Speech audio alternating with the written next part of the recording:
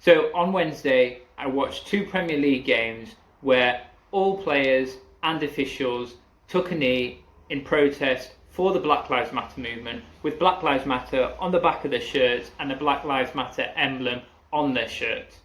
I don't agree with it. Here's why. First of all, there is already a charity called Kick It Out which seeks to address and combat racism within the footballing community. Why this wasn't used, I don't know. It's non-partisan and a better alternative. I don't agree with Black Lives Matter because it's a far left, socialist, anti-capitalist movement that, quote, wants to abolish the Western nuclear family, whatever that means. Labour, the left of politics in the UK, control London districts such as Haringey, Tottenham, Hackney and Lambeth, Camberwell. These are all areas in which there are high concentrations of ethnic minority people. So all these places are leftist strongholds. They've been under control of the left for decades. That's the local council running these places. At what point do we ask ourselves, how do these local governments keep getting re-elected if the problem in those places is really that bad? Surely you'd seek a change. So the majority of the Electoral College don't agree with leftist policies or leftist politics. That's why time and time again they lose in elections. 2015, Labour lost to Conservatives. 2016, Remain lost to Leave in the EU referendum. 2017, Jeremy Corbyn lost to Theresa May in an election. Theresa May, who is about as charismatic as Arsene Wenger on Diazepam, and he still lost. 2016, Hillary Clinton lost an unlosable election to Donald Trump.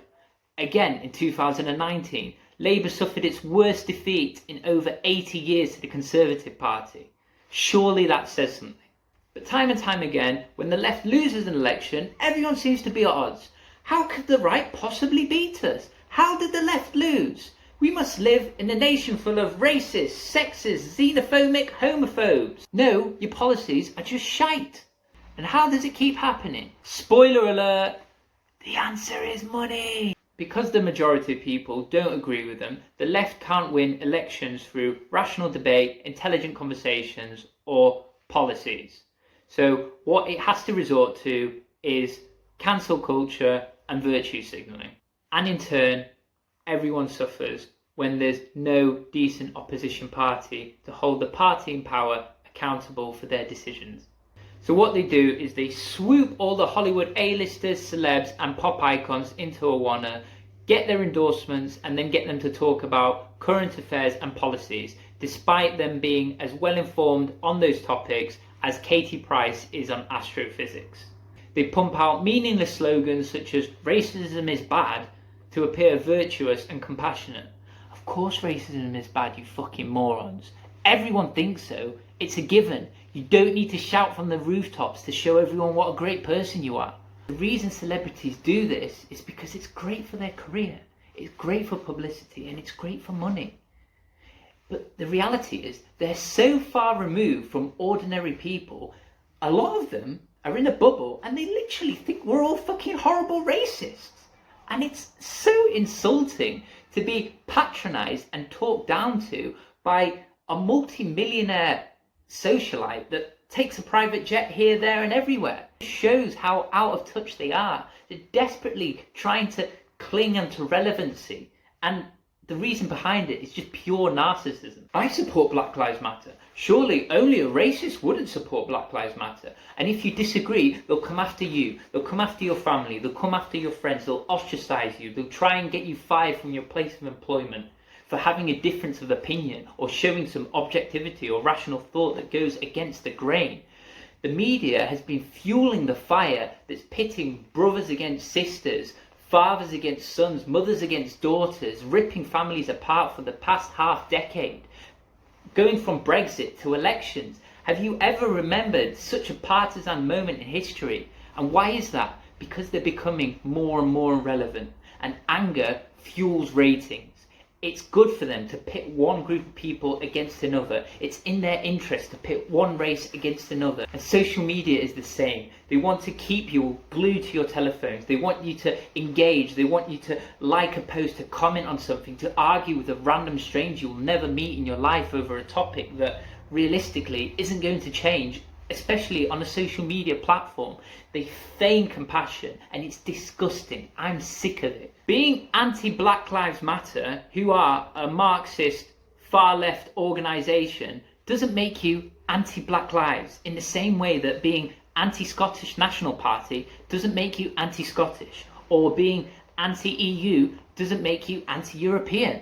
What these organisations do is they contain the name of the group in which they seek to represent through very clever marketing, might I add, and then anyone that has a critique or opposes that group in any way is automatically shut down and accused of racism and wrongthink. We live in a society of free speech and due process.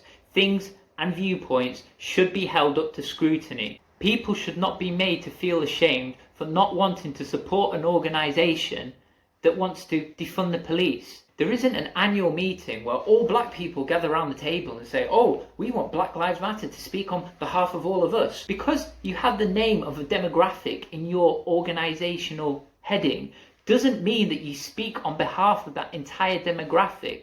We are individuals. We're capable of making our own decisions. These celebrities that are talking about systemic racism that's prevalent throughout the Western society are completely, utterly bonkers. Systemic racism in the Western world does not exist.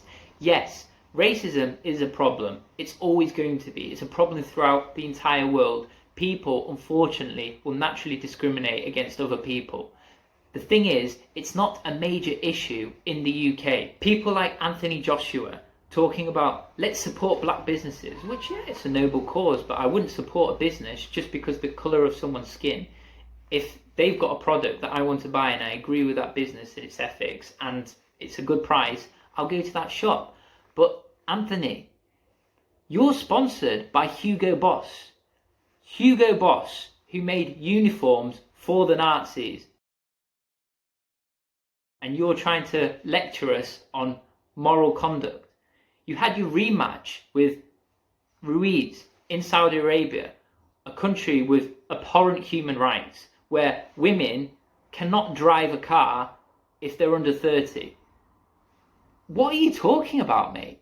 The level of mental gymnastics that must be going on through your brain is absurd. And then John Boyega screaming with a megaphone at the top of his lungs in Hyde Park, talking about let's end oppression and systemic racism, that this might cost you your job. Well, it's funny that, John, because when Star Wars minimized your face in China because their attitudes to black people are way intolerant, especially compared to the Western society. It's funny that, because you didn't go to Beijing and scream through a megaphone then, did you? I wonder why that was. Could be to do with all that sweet Chinese yuan.